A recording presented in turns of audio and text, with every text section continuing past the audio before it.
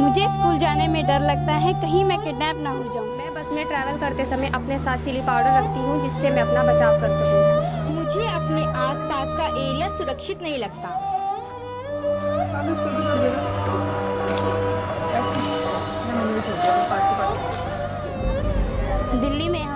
दिल्ली में प्लान और बालिका ट्रस्ट ने मिलकर यह तय किया था कि लड़कियों का अनुभव देखेंगे और हमने इसी दौरान सेफ्टी वॉक किया और उसमें हमने अपने एरिया का नक्शा बनाया जिसमें हमने ये देखा कि लड़कियां कहाँ सेफ है और कहाँ अनसेफ।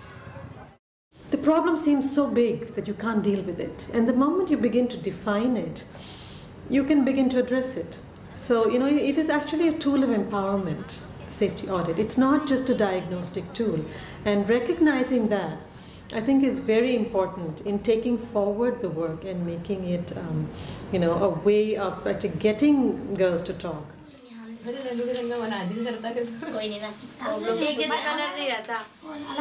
सेफ्टी वर्क के दौरान हमने ये देखा था कि हमें कौन कौन सी जगह अनसेफ है, जैसे कि पब्लिक टॉयलेट, स्कूल जाने का रास्ता, park, market and bus stop. हम यहाँ पर इधर 7 साल से रह रहे हैं और यहाँ पर 7 साल के अंदर हमें पता चल गया क्या होता है क्या नहीं होता। ये मेरा घर है, मैं रोज यहाँ इस रास्ते से स्कूल जाती हूँ।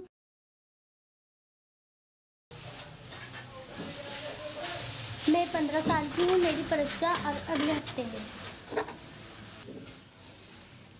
मुझे सिर्फ 10 मिनट लगते हैं स्कूल जाने में।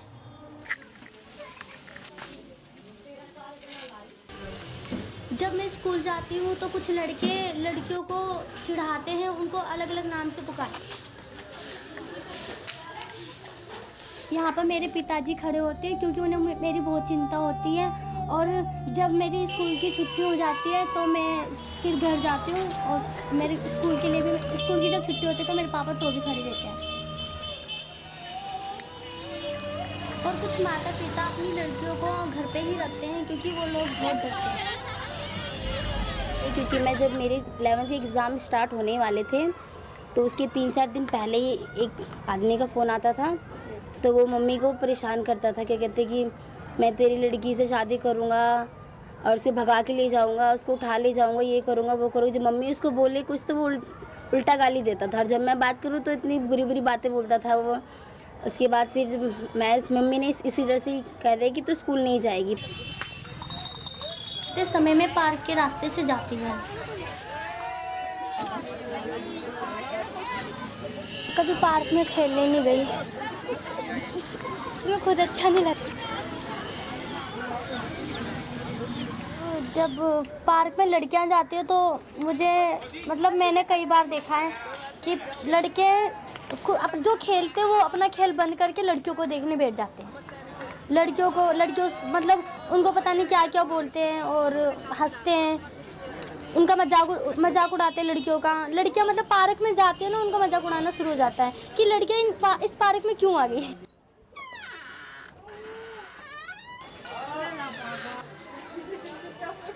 और जो दूसरा असुरक्षित स्थान है वो सुलभ शौचालय है।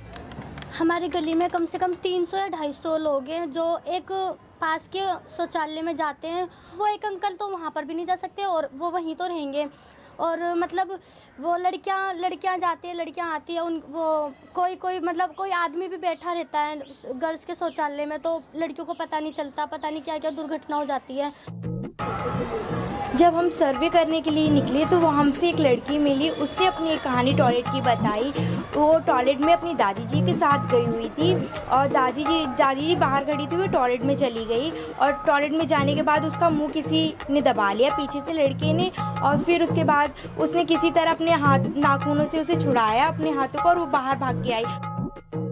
बाजार में भोजन खरीदते समय भी असुरक्षित हो सकता है क्योंकि गली के बाहर जो बॉयज़ खड़े रहते हैं उनके झुंड खड़े होते हैं, उनकी आदत है कि लड़कियों को बुरी नज़र से देखना।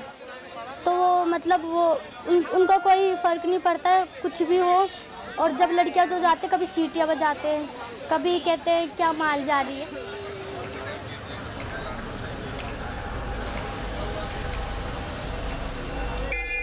did the safety audits before that, and we were able to identify very similar concerns, you know, and the kind of analysis that's come out, been recognizing that creating equality and violence-free societies is not just the role of law and order. Women and girls are actually speaking out. I'm seeing it a lot. They are not taking the violence lying down. अपने जीवन में सीखे या नहीं सीखे, लेकिन karate जरूर सिखानी चाहिए। खाओ खाओ खाओ खाओ खाओ खाओ खाओ। वैसे जी अगर कोई लड़की कराटे ना सीखे हो तो उनको एक अपनी सेफ्टी के लिए तो सेफ्टी पिन और लाल मिर्च तो जरूर रखना चाहिए। कुछ लड़कियां बस में जाते समय भी असुरक्षित महसूस करती हैं। कभी कभार कंप्यूटर के लिए मैं अपनी सहेलियों के साथ बस में जाती हूँ। एक बार मतलब बहुत एजिड अंकल थे, तो जो मतलब पी रखी थी उन्होंने, तो वो पीछे ही खड़े हुए थे। मैंने एक बार बोला अंकल आप ढंग से खड़े हो जाओ, तो फिर उन्होंने फिर खड़े हो गए, सही खड़े हो गए। फिर थोड़ी देर बाद फिर से वैसे मतलब करने लग गए। फिर मैंने क्या करा, सेफ्टी पिन निकाली। मैं हमेशा सेफ्टी पिन इसमें रखती हूँ, ये सेफ्टी पिन निकाली और मैंने उसको छुपा दी। So the next step in this is to move it now. We've identified the problem, we've done the diagnosis.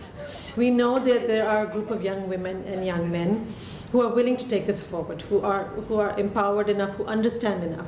Now plan needs to work with those groups and more.